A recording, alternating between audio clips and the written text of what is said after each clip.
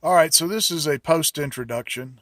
The hike I went on today didn't really start out as a hike with a talk and a video.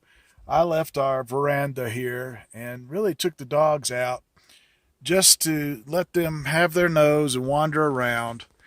Sorry about shaking there. I'm trying to get readjusted. I feel like I can't. There you go. Now you might can see me. I don't know why, but you could see me. Uh, but as I started walking, I had a different kind of mindset and started making some videos. So if you're seeing this video today, it's because you followed a link on a closed group. This is not a public video for my own personal reasons. It's limited to having to have the link in order to actually get to the video. So that's what this video is about. It's a lot of handheld stuff. It's walking through the woods. It's just me and the girls. We hiked 1.8 miles according to what the GPS said. And when I left camp, before I left base camp, yes, I did make sure I had some way of staying in touch with base.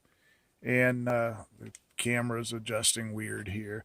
And yes, I did carry GPS with me so that in the event something went wrong with either me or something went wrong back here and I needed to return, I had a straight line option because, like I said, me and the girls, we just went and wandered today and talked about some things. The things we talked about were not the typical hiking, bushcraft sort of thing, but this was just some things you might want to consider if you're moving through the woods, moving along a trail, and you're not really wanting to be found. Having done search rescue for a few years, I can tell you many things that we looked for when we were searching for someone, both someone that was lost and wanting to be found, and those persons that didn't necessarily want to be found. So this is just a video sharing some of those tips. It is not all inclusive. Before you jump on me and go, yeah, but you needed to do and da da da da da. Like I said, this was just a casual walk, and the things that popped to the top of my head, that's what you're hearing. So I hope you enjoy it. Get around here where you can maybe see me. Good morning. Out for a little hike this morning, me and the dogs. And I just wanted to make a couple of observations and point some things out. When you go for hikes, it's a good idea. I've just recently started doing it. Like, put your pack on that you're going to use as your BOB, as your runaway bag, whatever title you want to put on it. Put it on. Hike with it. Find out how winded you're going to be and how fast you can move. Also, if you have beasts like Libby and Layla, take them with you. See how much of a problem they're going to be, how much they're going to possibly impede your progress. Now, I'm going to see if I can switch the camera around. I don't know that I can do it while I'm filming, so I may have to stop and then pick this up again. But we're going to talk about terrain a little bit. So, back to you in a second. Okay, there's the baby girl. Hi, Layla. Let's talk about this a minute. If you can see, I'm on a little bit of a knoll. We're at about 7,700 feet here, 7,750, something like that. There are some well-marked animal trails through here. You can see one over there. There's a lot of elk move about in here, and I believe at one time they had cattle grazing. But let's talk about this ground. Come on, girls, let's go this way. Come on. Get your leash out of it. Here are my footsteps in this pine forest. In this pine forest, there's no way you could move about undetected. The ground is just so crunchy. Your best bet if you decide to move, what's the matter, Libby? Your best bet is if you decide to move and you want to remain undetected, wait for rain. Wait for rain in the evening when the light levels are low so that you're casting less distinct shadows, and move about through the low brush. Now, the low brush here is all little scrub oaks. See if I can get up close enough you can see some of them. I'm kind of at a bad camera angle with daylight. But this is all just low scrub oaks. There's very little high brush, as you can see over there, to provide cover. But just a consideration in your terrain. If you wanted to move about in this terrain, your best bet's to wait for evening fall or early morning and rain. So the rain has been dampening everything, making it less crunchy. I mean, there is no way, even being careful. Let's see here. There's no way, even being careful to transfer your weight slowly, it's going to make noise. So your best bet, wait for rain, wait for a couple of hours of rain, and if at all possible, move while it's raining. Remember, Sun Tzu said, let the weather be your guide. When traveling through this stuff and looking for possible shelter areas, let me point something out to you. This big, really for this area, crop of oak has grown quite large, but as you can see, it's almost a ready-made shelter. You can duck in here, stretch up a tarp, throw down a ground cloth, and you're good to go. Just remember, there are other things that may have been using this as a shelter, such as big hairy white dogs. But this one is almost ready-made. Okay, we've just walked down, and I'm going to try to move. Let's see if that shows up in the camera better. Sorry for the jerking around. Again, I have 2 dogs on leash. But you see this animal trail we followed? This is most likely made by elk. And it's easy walking. Because it's been made by large animals, the caliche clay combination kind of soiled out here, I left 0 footprints walking on this trail. Now here's something to keep in mind. I want to head towards the east, which according to the shadows of the trees are going to be to the right of me. And here's what I'm saying for consideration. You see this big open avenue? While it is not good to walk through if you're trying to avoid being seen, walking in the middle through a big open avenue like this will cause search dogs to be a little bit misled, because the air scent will be blown away pretty quickly and maybe even dispersed in the trees on each side. Remember, you're not trying to outsmart a dog, you're trying to outsmart the dog's handler and get him frustrated with the dog's behavior. So I'm going to walk right up through the middle of this avenue until it constricts down again.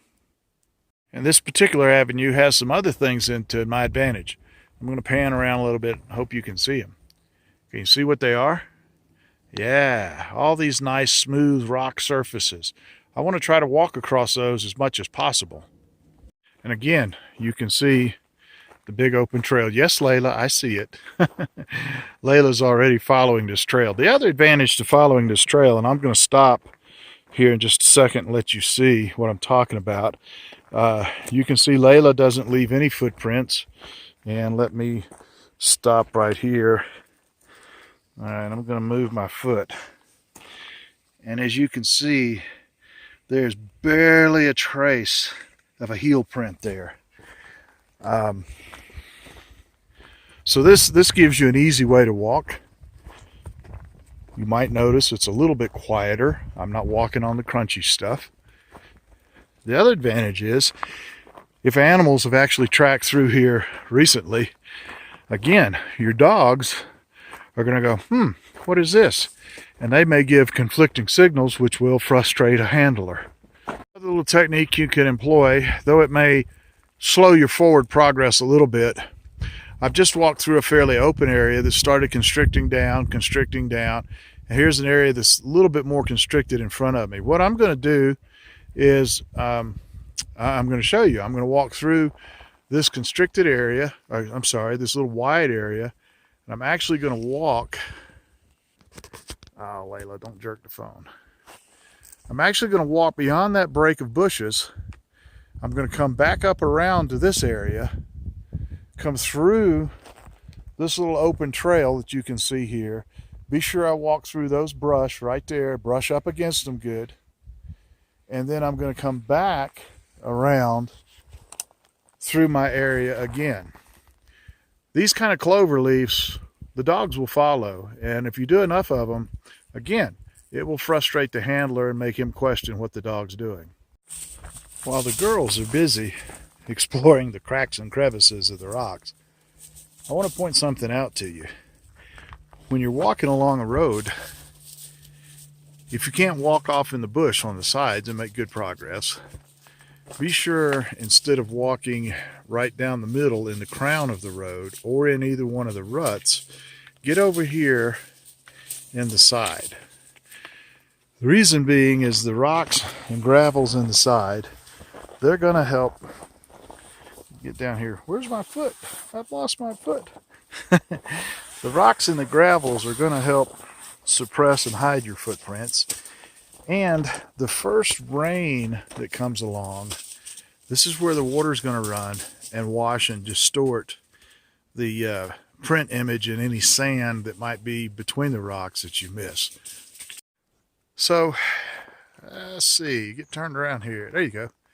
Maybe you can see behind me, we've been following another little trail. We cut back off the road we were on. And so I want to show you something. I'll see if I can flip the camera. I don't know if this will let me do it this way or not. Not while I'm filming. All right, so now that I got the camera flipped, like I said, we've been following another obvious trail. And I noted off to the side of the trail, you see the difference in the terrain? Let's take a quick look at this, because if you're on foot moving and you need to replenish water, this is a seasonal stream according to the topo map, and this depression in this seasonal stream may have been holding water. Now obviously right now you can see that it's not. Had you found water here, you could have pulled it up, filtered it, and then purified it. So I'm going to try to film this as we walk. It might be a challenge. Me chewing gum and walking at the same time gets to be entertaining. Let's talk about that water source. Understand the difference between filtering and purifying. Filtering gets out the big stuff, guppies, tadpoles, sand, dirt, rocks, whatever, slime. Purifying kills off the microorganisms in the water that will cause you great distress or even death. So what you want to do is you want to filter that water, and then you want to purify it. While boiling is probably the best method. And let's see, here's another low spot. Let me see if I can just point the camera that way. Hope you guys can see that. I wasn't going to stop the video just to flip the camera. Boiling is probably the most surefire way. There are drops, chlorine, different methods of purifying the water. Boiling is the best. It's going to get rid of the microorganisms. Is it going to get rid of arsenic, lead, and all the other goodies? No. But out here, I don't see that as much of a consideration. So the girls and I are going to sit down here and rest for a minute. And I just want to point out that, you know, you have to stop and rehydrate. And if you're traveling with animals, little furry, four-legged, beloved ones, their hydration needs are going to be very similar to yours. And so prepare yourself to take care of that. I'm going to give them some water here and make it easier for them to drink, and also not be having doggy slobbers all over my bite block. But remember, if you're traveling with an animal, their needs are going to be right up there with yours. And in fact, I think Layla probably drinks as much water per day as I do, if maybe not more. So come on, girls. Come get you some. Here, get you some. Yeah. Come on, Libby. Come around here. Come around here, darling. Let me help you get in there. Oh, Sissy's kind of hogging the bowl. All right, we'll do something about that in just a minute. Again, stay hydrated. Make sure your animals stay hydrated. Layla is more than just a pet and companion to me. She oftentimes, I have her trained to take me back along the trail that we followed when we came out. So, again, I count her as an asset, not just a pet.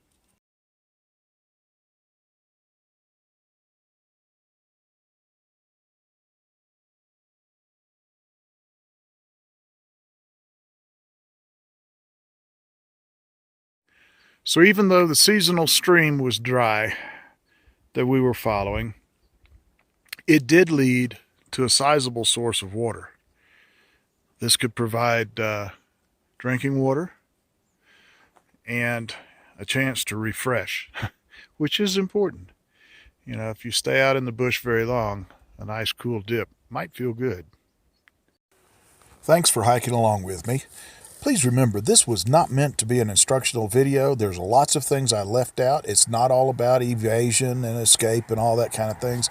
I was just sharing some thoughts that are off the top of my head, and I hope you enjoyed the hike.